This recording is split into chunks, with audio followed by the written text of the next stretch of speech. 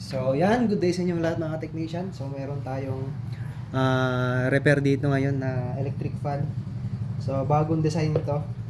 Ang tatak niya is Dark Horse. Bago pala. Tatak pa lang. Bago na talaga. So, ang design nito is ganito. Wala na siya ng level. Patawag dito yung switch dito para sa swing niya. And dito naman, fully ano na siya, plastic siya. Ang gaan, sobrang gaan. So, bagong design siya. Then, ang swing nito is motor na. Hindi na siya mechanical, hindi na siya throw gear. Pero sa loob ng motor na to, meron din siyang isa pang motor, tapos sa loob ng puro gear din. Ano siya, high torque siya na na tawag nito, motor, kaya kaya niyang ipaswing itong mabigat na LECN tsaka yung cover. So, ang issue pala nito mga technician is hindi siya nagsiswing. So, testing natin nakasaksak na to. And power on natin. Oops. Wala. Ay, hindi. Iba pala. Yan. Maandar siya. Walang swing. So, ito yung sa ano niya. Ito is para sa swing. Ito yung para sa speed. Yan. Yan. Naka number 3 siya. Ito natin para hindi masyadong. Tapos swing natin. Wala siyang reaction. Hindi siya nagsiswing. Ayan o. Pindutin natin ulit. Wala pa din, di ba? So, yun yung kanyang issue mga technician. Sukatin natin. Yan. Bunot. So, yun yung kanyang issue. Ayaw mag-swing. So, ang gagawin natin is buksan natin, tanggalin natin tong LEC. Or hindi muna. Ito lang muna pala. Sa likod. Kasi tingnan natin yung switch nito. Kung baka nagkaroon ng damage or naputol or something, anything pwedeng nangyari. Okay, so eto, buksan natin to. Tanggalin natin yung kanyang cover.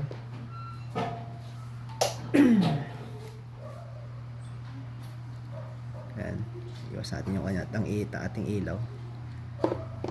Tingnan natin. Oops.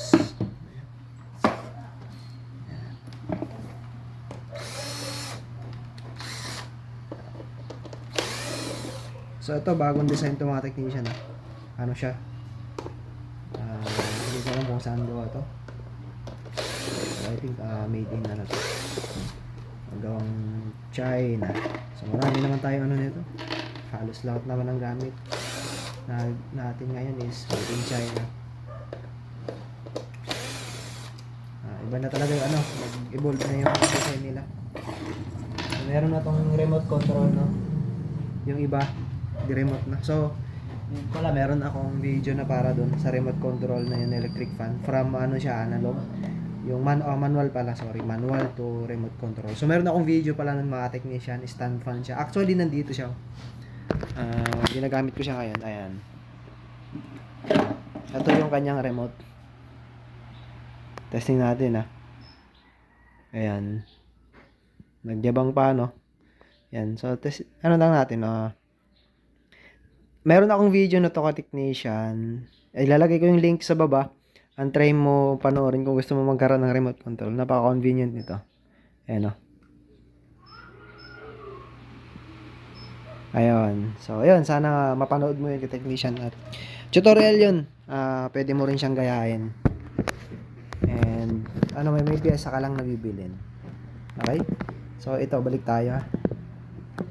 Yan. So, ito na yung switch ng kanyang motor para sa swing. So ito, mapapansin yung wire na na yun, yung tali na yan, pumunta siya dito para sa switch. Ito naman close and open lang naman to. So saksak natin kasi kailangan natin siyang irekta.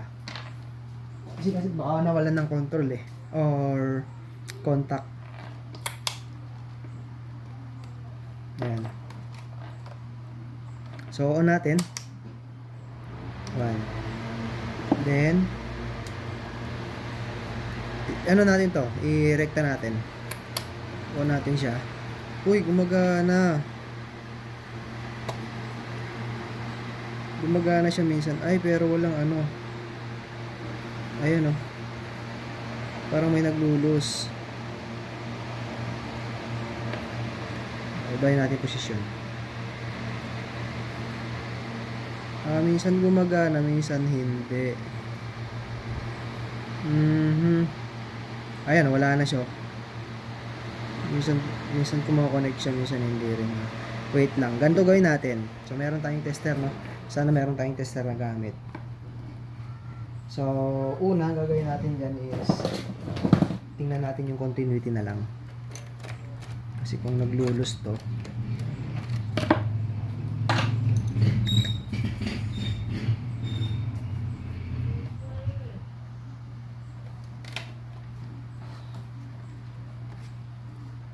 yan.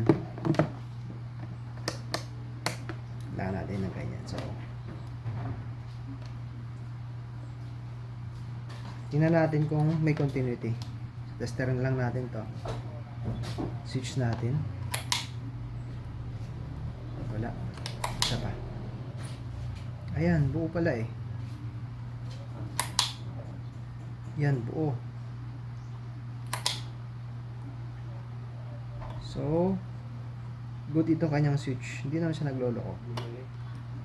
Yan. Good siya.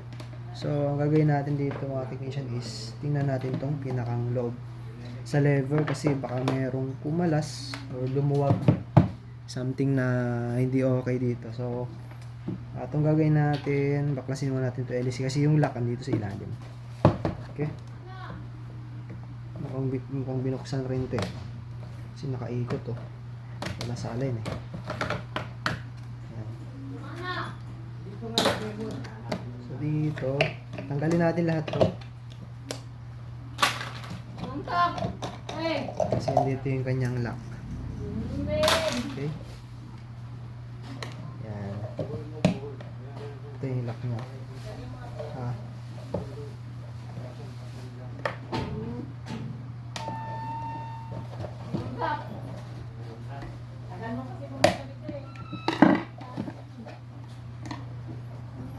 Mom.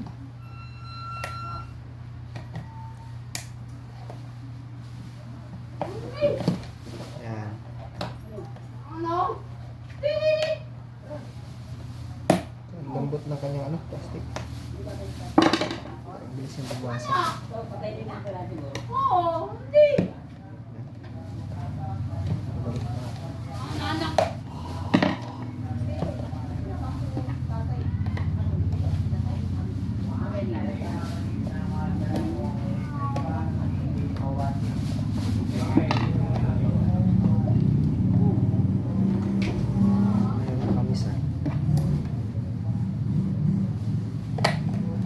Yan. So ito yung lever. Ayun. Yun na, parang umusog oh. Tingnan nyo yung kanyang tornilyo. Dapat nakalubog siguro ito. Natin. Ayun, gumagalaw oh. So, sabi kasi ng ano to, may-ari, pagkabili niya, okay daw. Kasi parang nung ginagamit, biglang nawala. Biglang hindi siya mag-swing. So, ito, lumuwag.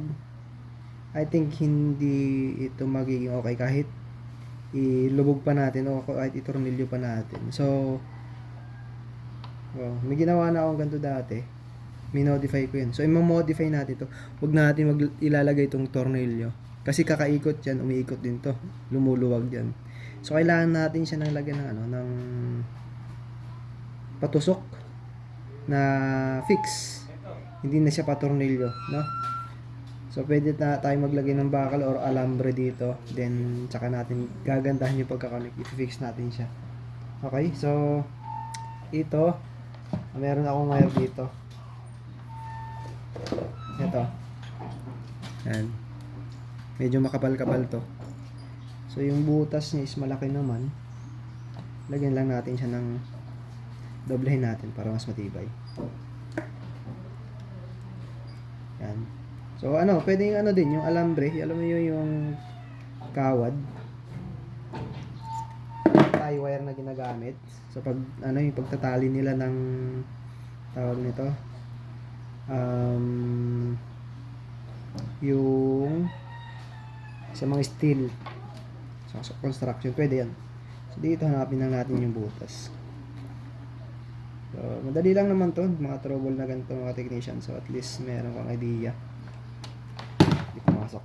Kailangan natin siyang pinto to. Yan.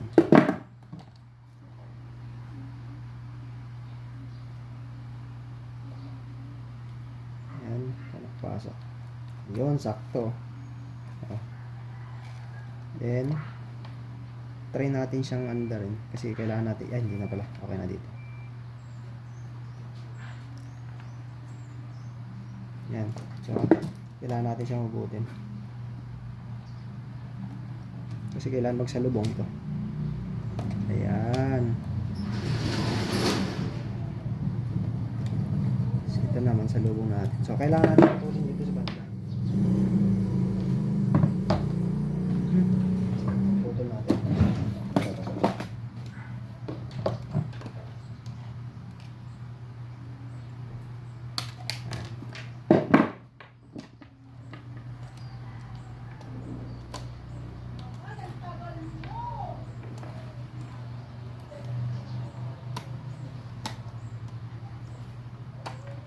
So, ito pwede mong ipulupot, pwede mong ihinang.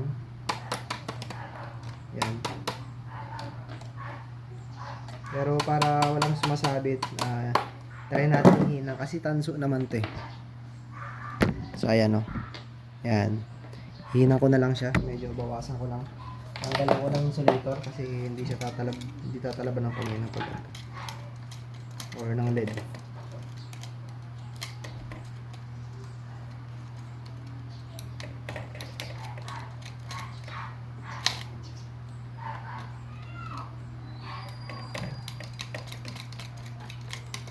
So ayan, saan natin ito hinangin.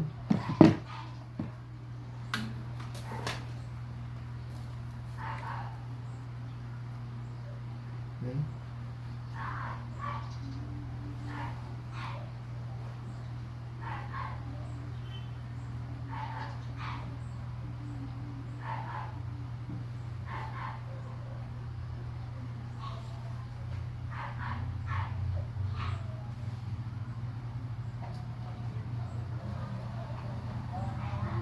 Yan, di ba? So, na-weld na siya. Ayan. Okay, so kita ba?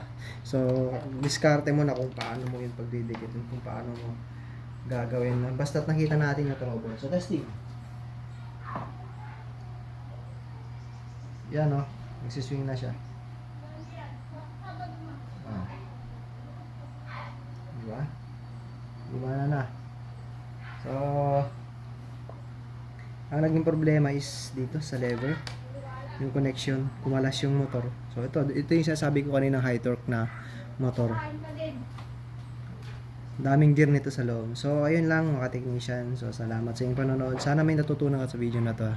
At kung bago ka pa lang sa ating channel, huwag mo kalimutang mag-subscribe. And i-like mo na rin or i-share mo na rin tong video natin para marami pang makalam, may inform din sila kung paano mag-repair ng ganito. Okay? So salamat sa inyong panonood and God bless sa inyo.